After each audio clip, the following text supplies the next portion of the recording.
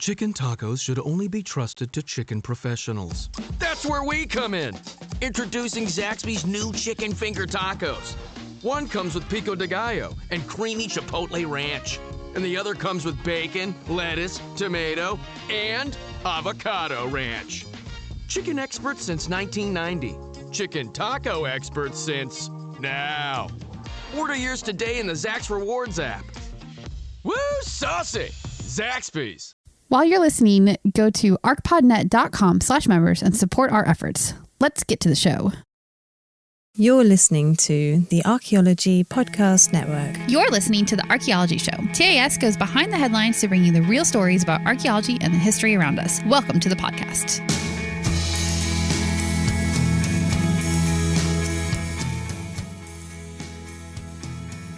Hello and welcome to the Archaeology Show, episode 178. On today's show, we talked to Dr. Spencer Pelton about his work on a Paleoindian hematite quarry. Let's dig a little deeper.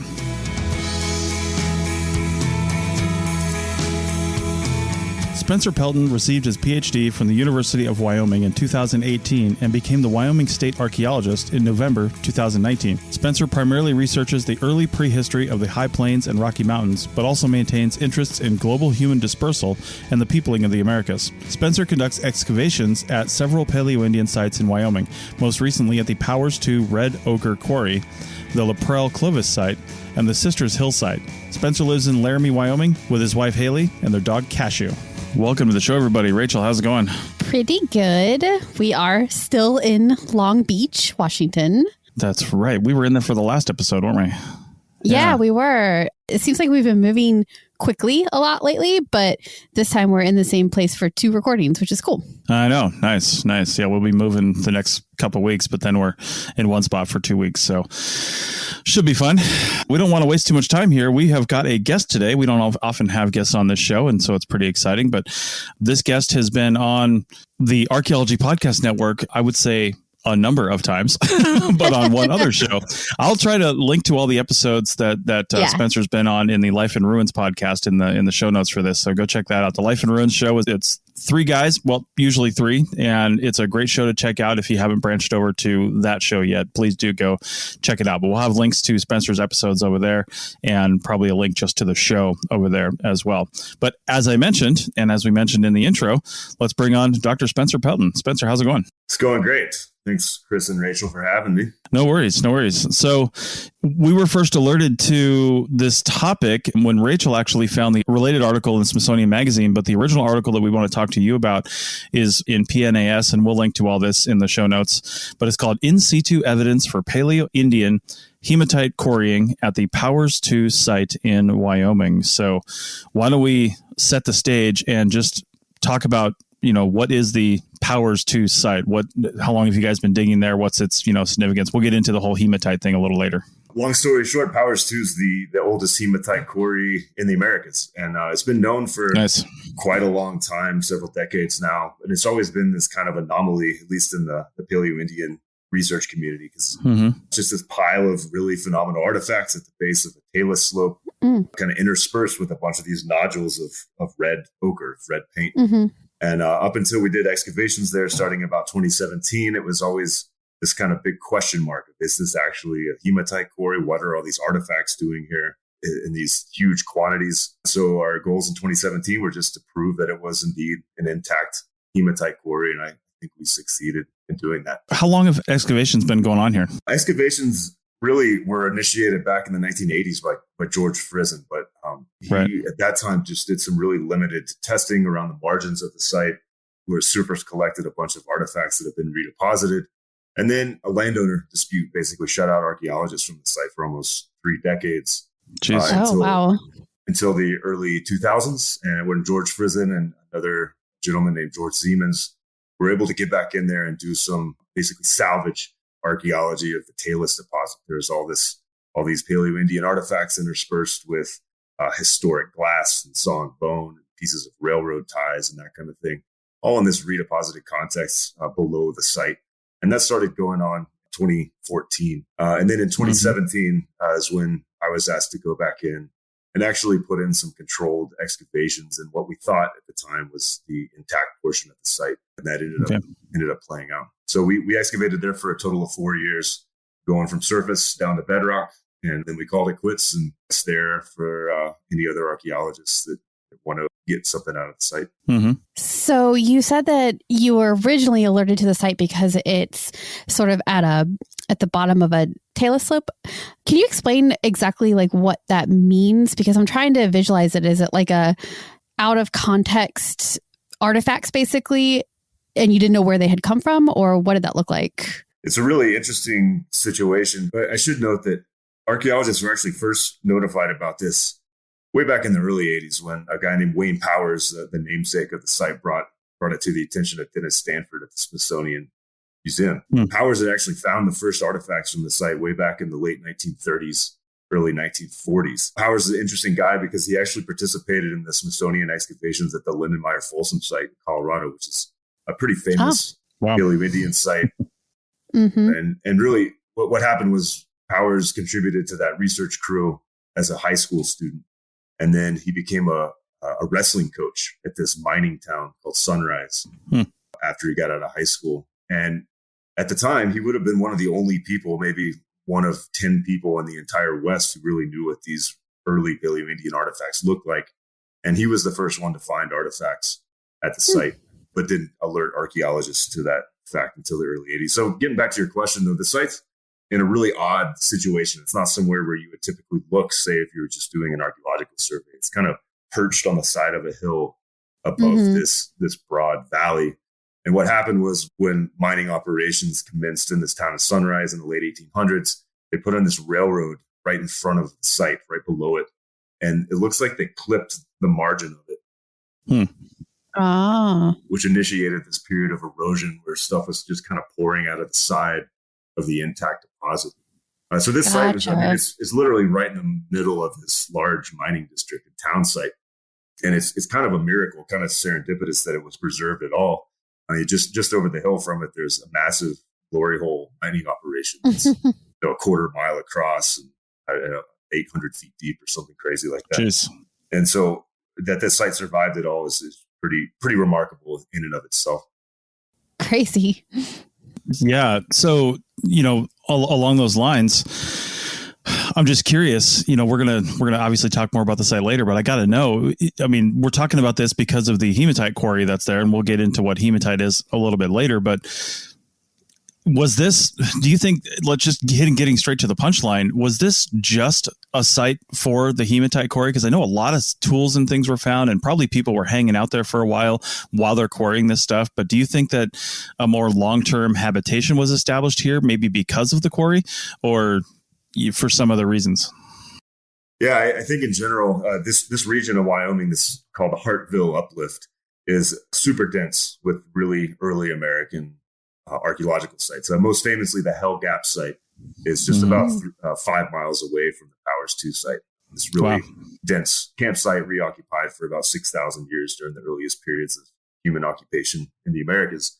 And you're right, the Powers 2 site has an enormous number of points, but also just chipstone tools, unifaces, debitage, hammerstones, just everything you would typically find in the campsite for Paleoindian forager.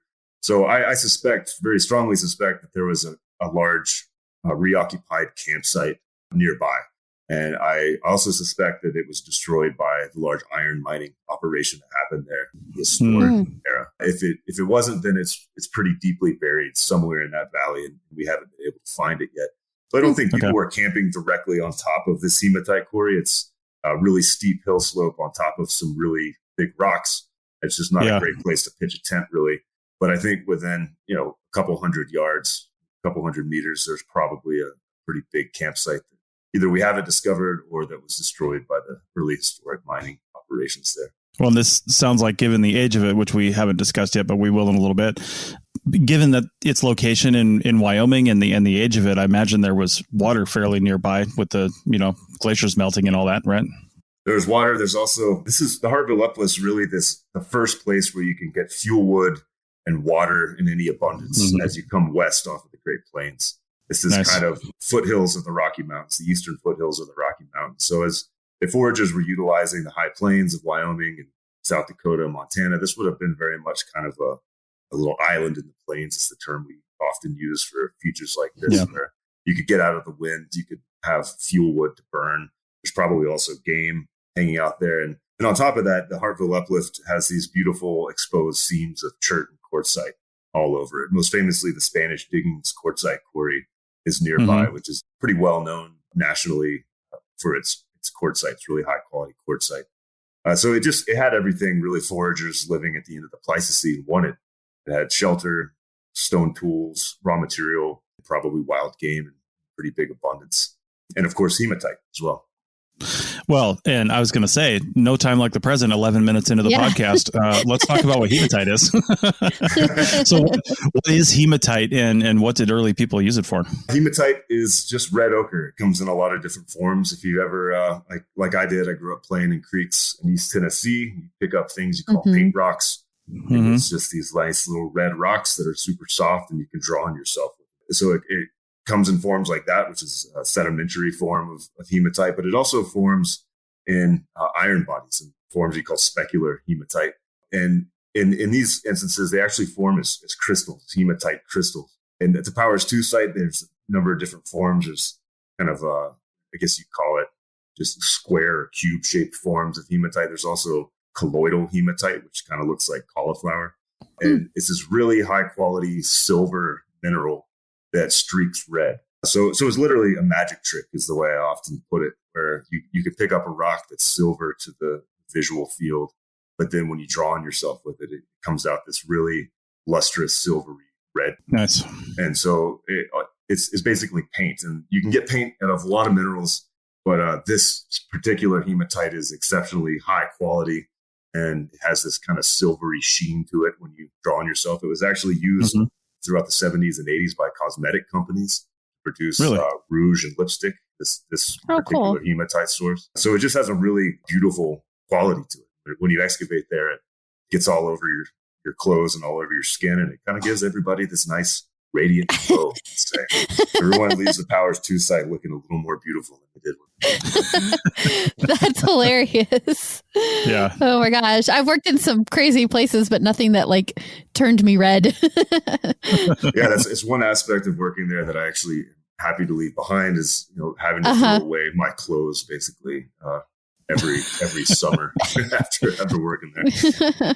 Yeah. All right. Well, I don't know if you know about or want to get into the geology of this thing. I'm curious about how red ochre is formed, because as we'll learn a little bit later, it's not exactly common to find this. So, or at least not this type of site. So do you know how red ochre is formed and like what kind of deposits it's actually found in? It's really found in every kind of geologic deposit. Anytime iron basically forms an oxide, it forms hematite. This particular type, I can't get into the nuts and bolts of actually how it was formed. I know it was formed out of what's called a ferruginous schist, or an iron-rich schist. The schist that was being mined for iron ore in the historic era basically formed this hematite cap on top of it, bedrock. And that hematite cap was exposed at the surface in certain places throughout this valley where the Powers 2 site is. And what these foragers did was they found an exposed seam of it and just started digging into it.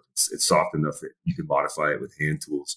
So basically what I think, and we don't really have a good understanding of this because most of these deposits were destroyed by the iron mining in the valley, but I suspect that a lot of this hematite was just exposed at the surface on top of this iron deposit, and foragers throughout the Pleistocene and Holocene found these deposits and just started kind of chipping away at it, discarding all the iron ore that was kind of interspersed with the hematite. So I think the Powers 2 site, I should mention, was probably many hematite quarries in this valley prior to the historic era.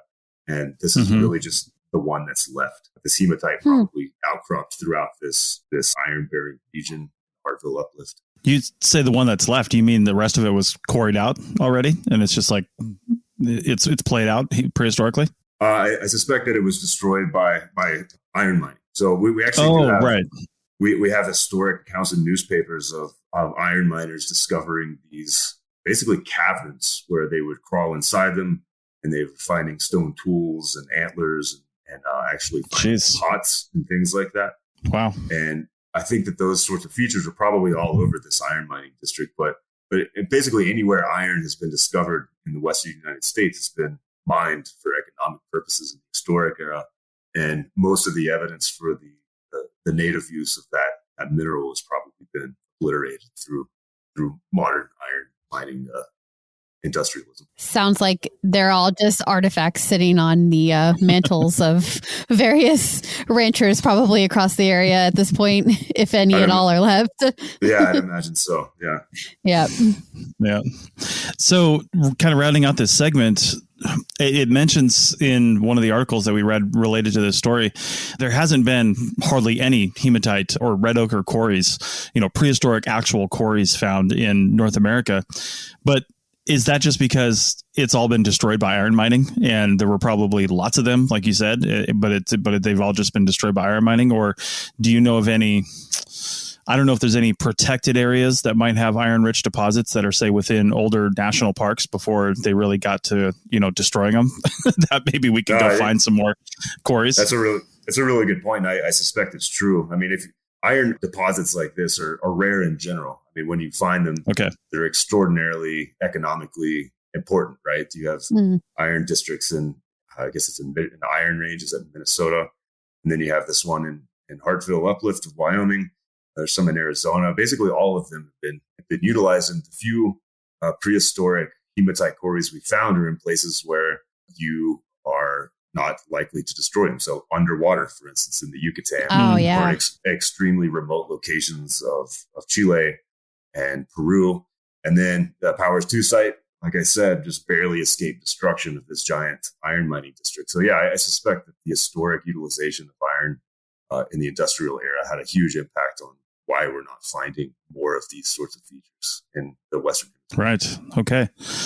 All right. Well, I think that's a good point to take a break, and we'll come back on the other side and keep talking about hematite. We'll find out a little bit more about it on the other side. Back in a minute. People are driven by the search for better.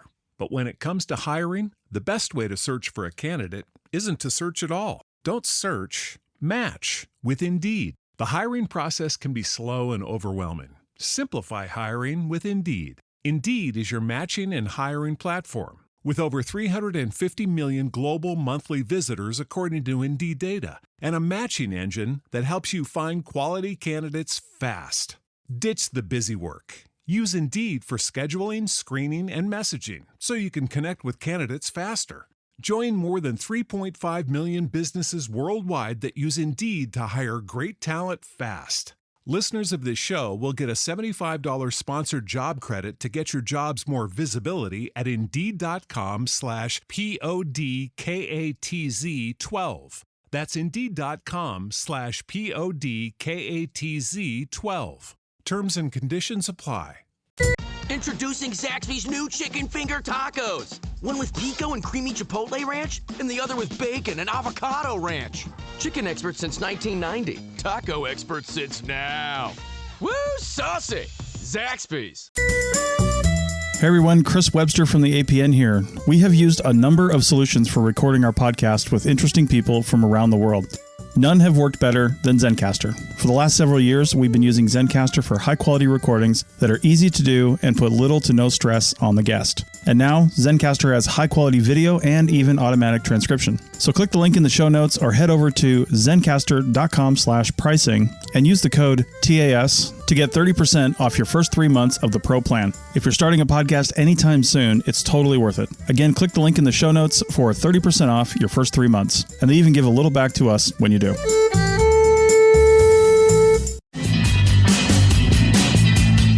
Keep this conversation going by joining our members-only Slack team. There's always vibrant conversations going on over there between members and hosts about the topics we're podcasting about and more. Also get access to our back catalog of bonus material and ad-free shows. You get all this for $7.99 a month or less than $80 US per year if you get the annual subscription. Support archaeological education and outreach by supporting the APN. Go to archpodnet.com/members for details. That's archpodnet.com/members. Welcome back to the Archaeology Show, episode 178, and we are talking with Dr. Spencer Pelton, Wyoming State Archaeologist. I think I forgot to mention that. I mentioned it in your bio, but that's pretty cool. So we're talking about this hematite quarry that we read about in the linked paper. Be sure to check the show notes if you haven't seen that.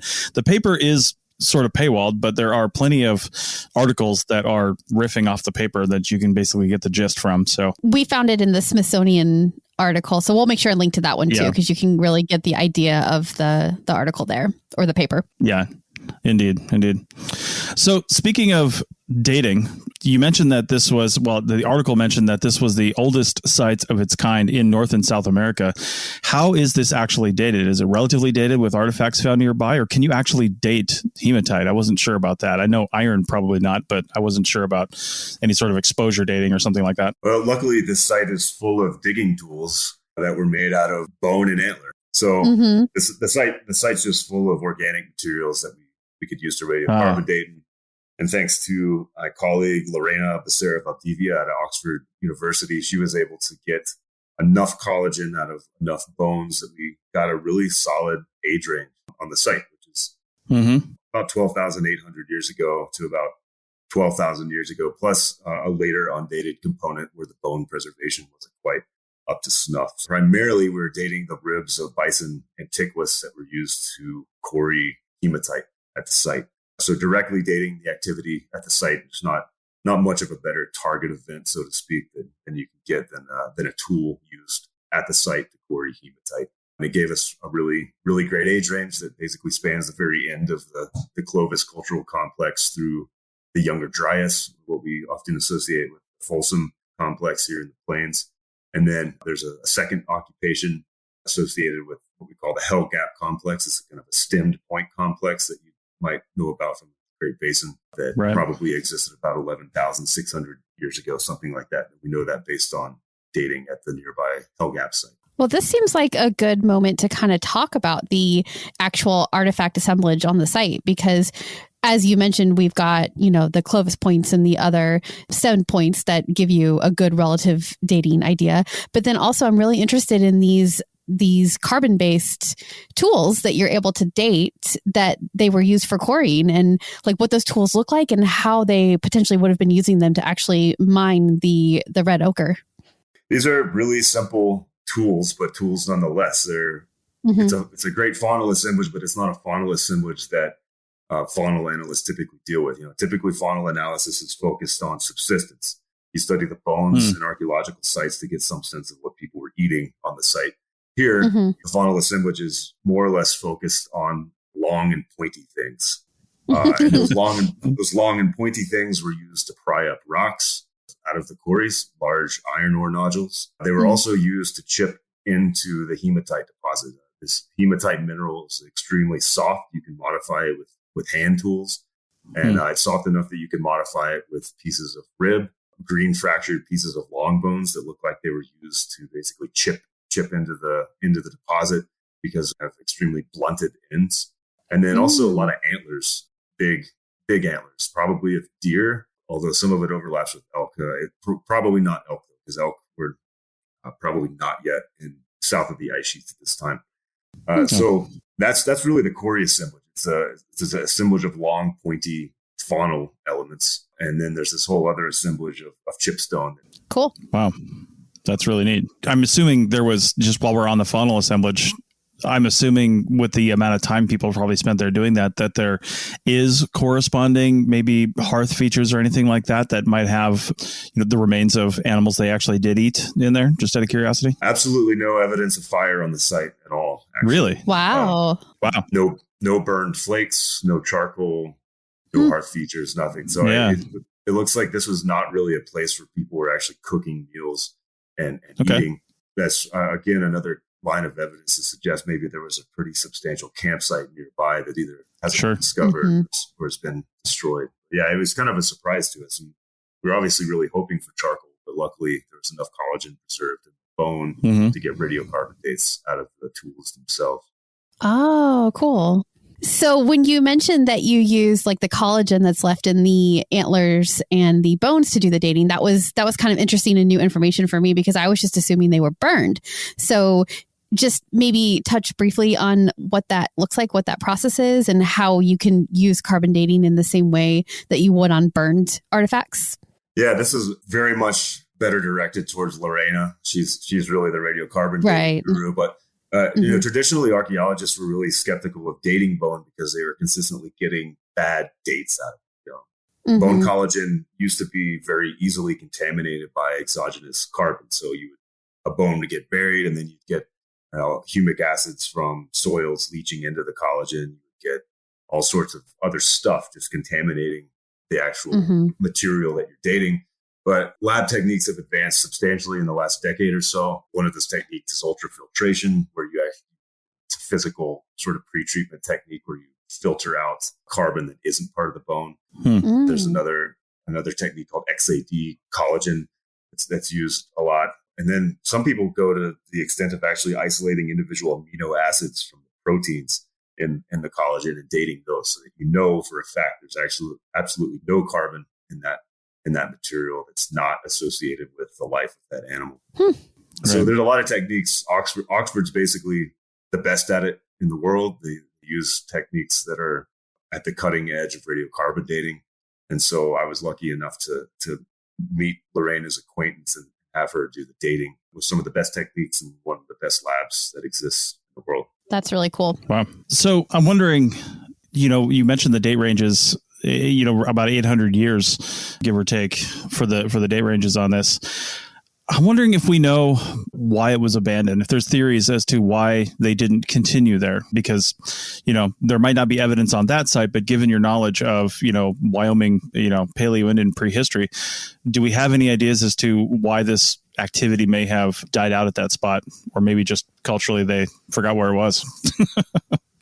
That's a good question. I personally think it's because the pile of quarry tailings that they created as a result of quarrying this hematite just got to be too thick.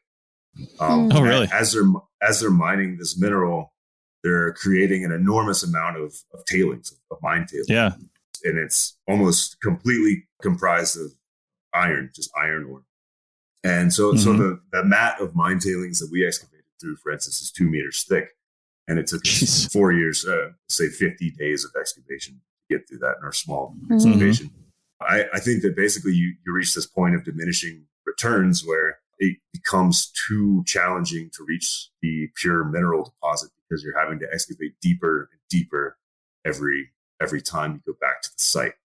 So you're essentially, by the act of quarrying the mineral, you're making it harder and harder year by year to reach that mineral again. So I suspect they mined this quarry until it was just too difficult to do. It wasn't worth the time anymore, basically a diminishing returns issue, and then probably moved on to another exposed seam of hematite somewhere else in the valley. Okay. Wow. So I'm wondering, it also mentioned in the article that again, we mentioned before that this is the oldest one that's been found in the Americas, well, in North America. What is the next oldest site that's actually been conclusively dated? I'm curious as to how far apart they are. It's a pretty close tie at this point between the sites in Quintana Roo, the Yucatan Peninsula, Mexico, and then the site down in Chile, San Ramon 15, which also has dates dating back to around 12,000 years ago. So basically, it follows a pretty clear, just like a lot of other archaeological evidence, it follows kind of a colonization pattern where first stuff shows up in North America, and then stuff in Central and South America is just slightly later. So these sites in Central and South America are happening several hundred years after excavations at Powers 2 occurred. So they're all pretty old, pretty dang old, all of them, but just slightly later south. Right. And when did you say it seemed like they had abandoned quarrying at Powers 2? I'm getting all the dates meshed around in my head right now. Yeah, let me go through the sequence of occupation real quick, I guess. So there was this really primary phase of use that occurred between the end of Clovis and kind of 12,000 years ago. So about 800 years or so. And that comprises really the vast majority of artifacts at the site. That's when this massive mat of quarry tailings built up and all these quarry tools accumulated, stone tools and all this stuff. It looks like there's a bit of a hiatus after that. Maybe it was abandoned for at least 100, maybe several hundred years. And then these stemmed point folks came back around 11,600 years ago and dug pits through the prior quarry tailings of those early Paleoindian occupations to reach the hematite. those occupations seem to be far more ephemeral than the earlier ones. They were really confined to these individual quarry pits. And then after that, we have no evidence. So a lot of what we call the late Paleoindian complexes, Wyoming, Cody complex and stuff after that, no evidence of that stuff at the Powers 2 site. So in the entire span of use, really from about 12,800 to about 11,600 years ago, with a bit of a hiatus in the middle.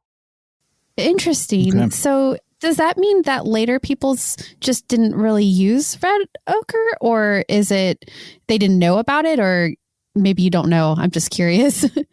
Yeah, they certainly did. I mean, we find hematite in sites of basically every age in Wyoming. Yeah. Okay. And what they did was they probably just moved on to other quarries that were a little easier to access. Easier to get. Right. Quarries that we Yeah. haven't yet found. Yep. Gotcha. It always makes you wonder, though, right? Like we find something like this that was just extensively used. They mined the heck out of it for hundreds of years. And it is the earliest example, but I mean, you just know that there's earlier ones out there, right? Like that can't be the first. It's just kind of like, where the heck is all the rest of the stuff? And I always wonder too, for so long, archaeologists and even when, I was back in school learning this stuff, they're like, oh, well, people first came into the Americas 12 to 14,000 years ago. And we're just going to ignore the fact that they came into both North and South America relatively simultaneously at about that time, and just kind of forget about the fact that, we're telling you that.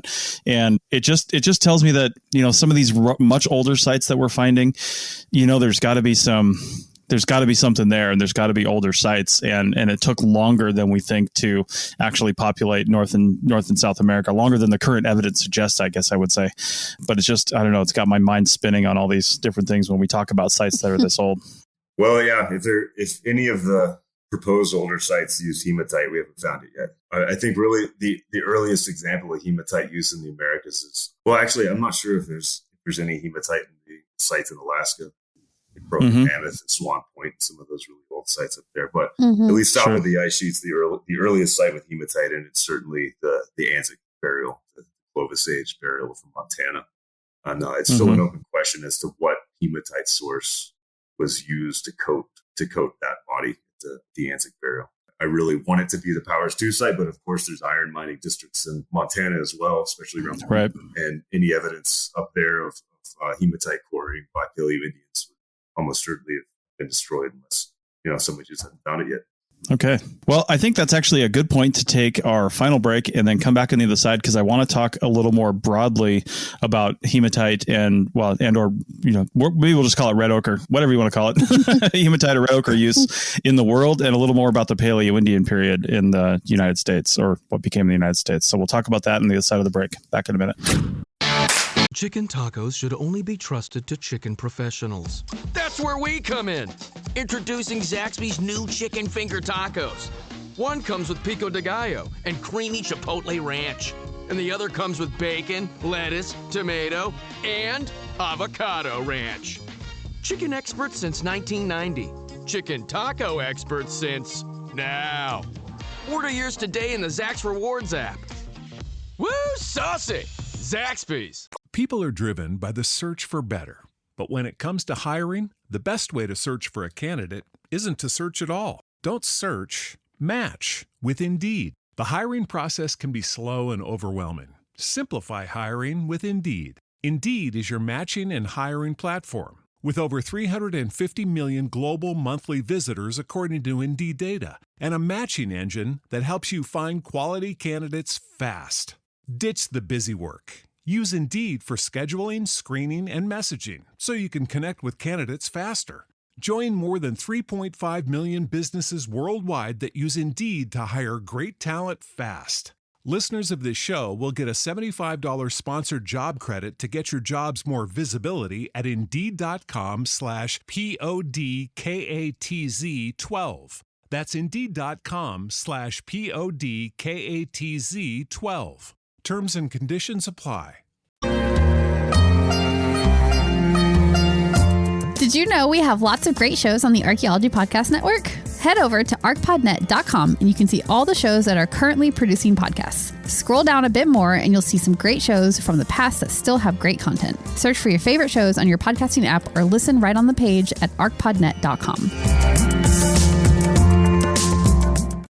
Welcome back to the Archaeology Show, the third and final segment of episode 178. And we are talking to Dr. Spencer Pelton about the hematite site found in Wyoming and has been in the news recently. So I wanted to, again, talk a little bit more broadly about hematite, and feel free to say, hey, that's not my expertise. But I'm just wondering, because we have a slightly broader audience for this podcast, is listened to by people around the world. So I'm just wondering some general information about red ochre, and how long do you know that people have been using it just in the world? Like, what are some of the earliest sources or uses, I guess, recorded uses of hematite or red ochre? And if you know what the oldest source is on the entire planet, that would be cool. Yeah, I don't know the specifics on a lot of that, I'll say, but I do know it's the oldest form of symbolic expression that exists in the Hominid lineage. It's been associated, I think, fairly convincingly with archaic hominins, Neanderthals. We find it in the earliest archaic Homo sapiens in sub-Saharan Africa. I think in my recollection is some of the earliest evidence for it is in some of those coastal sites on the eastern coast of Africa, some of those caves. I don't know if they've identified the actual sources for any of those in quarry deposits. I don't think they have, but could be wrong about that. I think in general, the earliest hematite artifact that comes to mind is this weird hatched piece of hematite found in a cave in South Africa, and it's just this kind of rudimentary design etched into a piece of hematite. But then soon thereafter, we find it being used in cave art throughout Western Europe on anatomically modern human dispersal into Eurasia.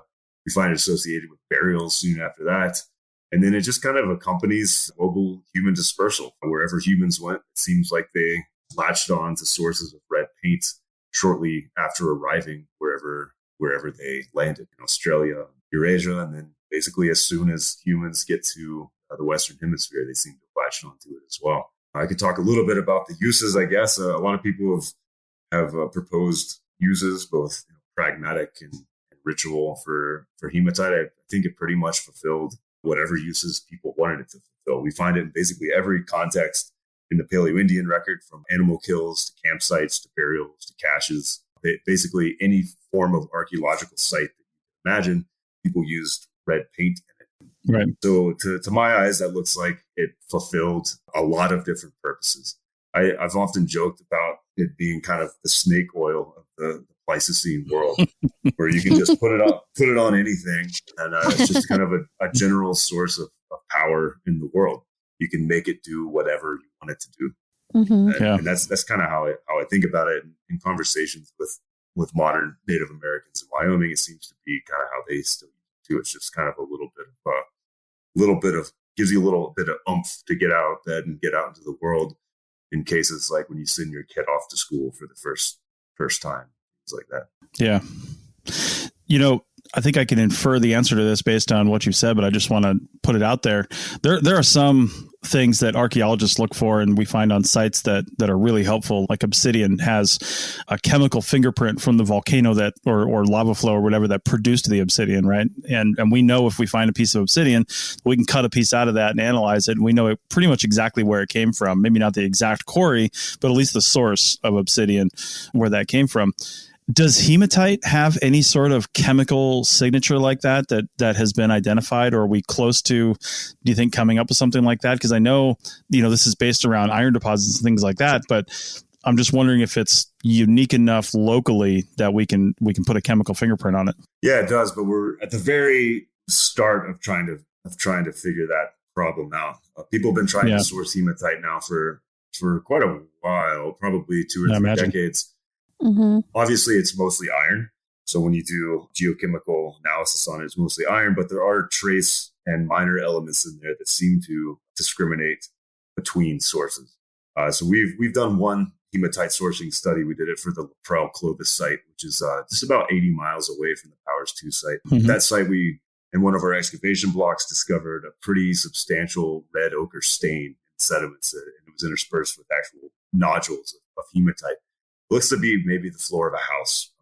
that was occupied after this Clovis foragers killed and butchered a mammoth.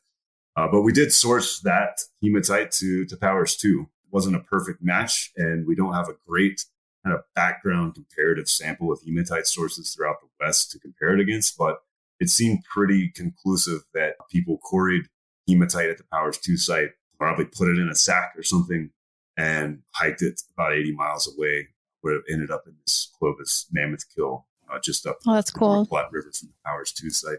So we are at the beginning stages of this. In that study, I cited a bunch of different Paleoindian sites of the age of Powers 2 that have hematite in them. There's probably about 20 of them at this point, all throughout the Northern Plains and Rocky Mountains. I know it's a long-term goal to try to figure out if and how much of that hematite actually came from Powers 2 and what came from some other source. And I should mention that hematite coming from, say, like a sedimentary context should have a very different geochemical signature than the hematite we're finding at Powers 2, which is coming out of basically plutonic rock, really old iron deposit. So it should be possible to discriminate between those two. And if the hematite was formed at really different times in the geologic timescale, say iron that outcrops in Butte, Montana versus that outcrops here in Wyoming, it should have really different trace elements present in the. But yeah, we'll figure it out. It's a difficult problem. It seems like it all comes down to resolution of the sample and how much you can really get into the fine nitty-gritty details of what makes up a clump of hematite, so to speak. Because, as anybody who's ever looked at just a rock formation before, I mean, there's not just the one layer. There might be a discrete layer that you can pick out when you're looking at something, but there's so much stuff around it and above it and the mixing that takes place and the sheer amount of time it takes to so to speak, make some types of rocks and deposits. It's just the leaching of other things into it. Yeah, you would think that unless it's just a lot of things and it's too mixed around, like one source has a lot of different chemical characteristics, that's what makes it really tough, right? You almost need that smoking gun in the one source that says, well, this has a little bit of this in it, but none of the other sources around here do. So, there's our fingerprint.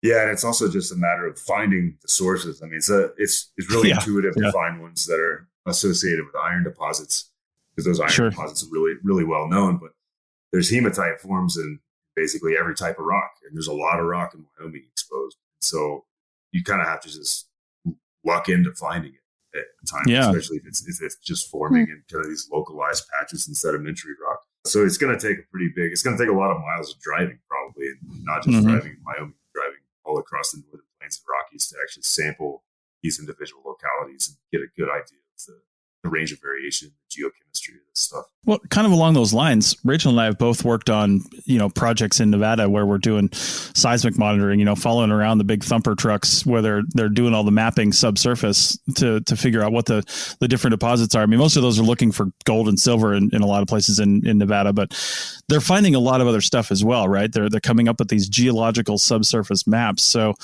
along those lines, I mean, somebody with the amount of iron mining that's taken place up there and the other mining, there must be some geological mapping resources that could say, hey, here's this iron layer and here's the portion of it that, the characteristics that are more likely to produce this hematite. And maybe, look at that geologically where it could be outcropping and then see if there's other archaeological sites there. Is any thought to doing some work around that? That's a great idea. I mean, basically, I've just been approaching it through looking at geologic mapping, but mining industry has this enormous just cache of data that they sit on. Unfortunately, they may not give it to you. Yeah, a lot of it's proprietary, right? So like anything done out of the private sector is kind of a whole different ballgame. I mean, they have so much data from seismic projects especially, but getting a hold of it and being able to get it to a format that archaeologists can actually use is kind of a different story. So it might take making some of those connections though. I mean, it'd be a good resource in general to have to be able to have some of those data at our disposal. Right. It sounds like a whole dissertation for somebody. Yeah, it could be for sure. I was really drawn to this story because hematite is so interesting to me because it's nothing that's required for life, for living, right? It's art, it's decoration, it's painting, it's just ritual. I know that word is loaded, but there's so much in it and none of it is required to live. And it's interesting that this might be kind of filling in some of the details about Paleo-Indian people that we didn't know before. Is that kind of the conclusion that you are coming to as well? Or is it just broadening that picture of these people? I think so, to some extent. It is interesting, and I don't think anybody's systematically studied this, but it does seem to be a lot more abundant in the earliest sites in North America than in sites of later age. And in my mind, that seems to suggest that it had some symbolic significance to the earliest Americans that it didn't to later Americans. Part of that might be its use in hide tanning, so a very kind of prosaic use of it. Red ochre is used a lot in the tanning process, at least in ethnographic accounts. Oh, okay. It's suggested to have some sort of antiseptic properties that would keep the hides from going bad, from getting rot, basically. And also, it makes your clothing red. It makes it really nice and beautiful. And at a time in the late Pleistocene, when people are coming out of the Ice Age, they're probably wearing a lot more clothing than, say, the Plains Indians of the historic era. So part of it might be that, just the process of tanning and sewing clothing, that hematite played some crucial role in that process. So that's a very prosaic explanation, but it was used throughout the entirety of prehistory, at least in the Northern Plains and Rockies, often in ritualistic contexts. I mean, it shows up in rock art and in burials and things like that. So it certainly played that role as well. It's just that in the Paleo-Indian period, we also find it in the floors of houses and in very kind of domestic, profane contexts, I guess. So it seems to have fulfilled kind of a wider range of social functions at that time. Right. Interesting. It might just be too that as you go through time and people culturally evolved, for lack of a better way to say that the use of this, maybe it didn't lessen necessarily, but it got more diluted as people had more and more ways to express themselves and more cultural tools at their disposal, so to speak. Yeah, that's a great point. It's kind of like the low-hanging fruit of symbolic expression, I guess. It's right. It's the oldest and kind of the most imbued with meaning, probably somewhere deep in our brains, and we don't even really consciously recognize. Right. Yeah, for sure. So as we're finishing up this podcast, can you give us a little bit of a broad overview, your sort of elevator pitch of the Paleo-Indian period, date ranges and kind of what characterizes the people that lived in this period in North America? Yeah, I can do that. I'll do it from the perspective of Wyoming, which is very much a classic model of the Paleo-Indian occupation of the Americas, I'll say. So at least from Wyoming, the earliest sites we have in this state date to the Clovis time period. The oldest site we have is probably the Laprelle Mammoth site. It's about 12,900 years old or so, just after 13,000 years old. We have very few Clovis sites. I think that's probably because Wyoming's about the last place in the country that you want to live. And so it's the last place that people colonized. It's very cold, windy, and dry here. And it's not the type of place that it's easy to live as a subsistence forager. After that, we get in the high plains and Rocky Mountains, we have what's called the Folsom Cultural Complex, which is considered by many to be kind of the pinnacle of Stone Age technology globally. It's defined by the Folsom Point, which is this really beautiful, thin, fluted point, these nice, long, thin flakes taken out of the bottom. That's really one of the more famous things that this region's known for. Then you get the stem point stuff. So things that we call agate basin and Hell Gap points. These are all from Clovis on through, primarily bison hunters, although Clovis also was able to kill extinct species of Pleistocene megafauna like mammoths and mastodon. And then on through the Paleo-Indian period to what we call the Cody Complex and some of these later kind of more regional terms. It's really dominated by hunting bison in Wyoming. We have very little evidence of people hunting anything else until about 10,000 years ago, when people started kind of moving up into the high elevations of the Rocky Mountains and targeting things like bighorn sheep and deer and pronghorn antelope, things like that. There's a pretty simple story here, actually. It's people show up just shy of 13,000 years ago. They hunt out the last of the mammoths by about 12,700 years ago, and then from then on out, it's very much a bison specialist economy. Yeah. Just every site that we find is just full of large bison antiquus bones and very little else. Okay. All right. Well, is there anything else you'd like us to know about the Powers 2 site that we didn't get a chance to ask? Maybe something from the paper that wasn't so focused on hematite that's interesting nonetheless. The other notable part about the site, really, that we haven't talked about extensively is just the number of stone tools that are in the site, especially the number of spear points. We've probably found around 200 Paleoindian points at this site, and it's one of the largest spear point assemblages that's ever been discovered. It's just remarkable. That's huge. And that was really the thing that, kind of was the head scratcher for archaeologists for a long time. And I think coming out of this, what we can safely say is that people were just sitting on the site, not just mining hematite, but also producing and repairing weaponry to a large extent. So it makes us think that it was kind of just basically a hangout for hunters, where hunters would come, they would dig hematite out, which is pretty strenuous activity. And at the same time, they were taking in nodules of chipstone and making spear points. They were discarding the used up spear points, repairing weaponry, and preparing to go hunt again. It's something that really sets it apart from the small number of other hematite quarries that have been discovered in the Americas, which are very much just solely focused on getting the mineral. As opposed to that, we have evidence of people actually spending a little bit of time here and doing what Pleistocene foragers did, which is do a lot of flint knapping. All right. Well, and that reminds me of just one final question, because you mentioned the artifact assemblage, and it made me think, because you mentioned early on the drought in excavation there because of the land dispute. Who owns the site now, and where's this stuff going to end up? The site's owned by a guy named John Voight, not the actor. I was going to say. He was a local guy that decided a few years ago that he wanted to try to mine iron out of the Sunrise town site again. He thought that iron might become economically viable to mine again in the United States. So he bought this abandoned mine and associated town site. And he's just an extraordinarily nice person with a really deep interest for history and prehistory, and was amenable to people returning to the site to do excavations. The artifacts themselves are being managed by a nonprofit organized by a guy named George Siemens, who's an archaeologist in Wyoming, does independent excavations. So all the artifacts are being stored on site in the old YMCA building that dates back to about 1920. It was associated with use of the Sunrise town site. So George has a little museum set up in that YMCA now, and the artifacts are being stored there. Access to them is managed by George. Cool. Nice.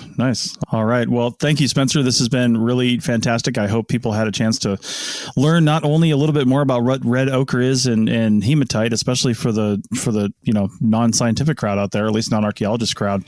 I don't think they realize how often this kind of thing is found, and to find a site like this and get a little bit of an origin story, at least for that area, is really cool. And we really appreciate you coming on to talk about this. Yeah, I really appreciate the invitation, and thanks for the good interview. Definitely. All right. Thanks a lot, and we'll see everybody next week. Bye.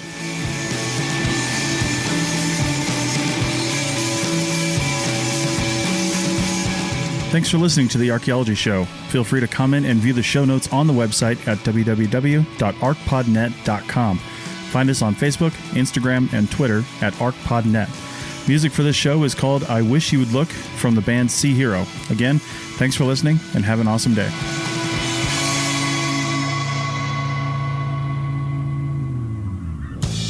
This episode was produced by Chris Webster from his RV traveling the United States, Tristan Boyle in Scotland, DigTech LLC, Culturo Media, and the Archaeology Podcast Network, and was edited by Rachel Roden. This has been a presentation of the Archaeology Podcast Network. Visit us on the web for show notes and other podcasts at www.archpodnet.com. Contact us at chris@archaeologypodcastnetwork.com. This is Chris Webster, founder of the APN and one of the chief editors. Thanks for listening all the way to the end. If you want to keep the conversation going and support us along the way, go to archpodnet.com/members. That's archpodnet.com/members. And thanks for listening. Chicken tacos should only be trusted to chicken professionals. That's where we come in. Introducing Zaxby's new chicken finger tacos. One comes with pico de gallo and creamy chipotle ranch. And the other comes with bacon, lettuce, tomato, and avocado ranch. Chicken experts since 1990. Chicken taco experts since now. Order yours today in the Zax Rewards app. Woo, saucy! Zaxby's.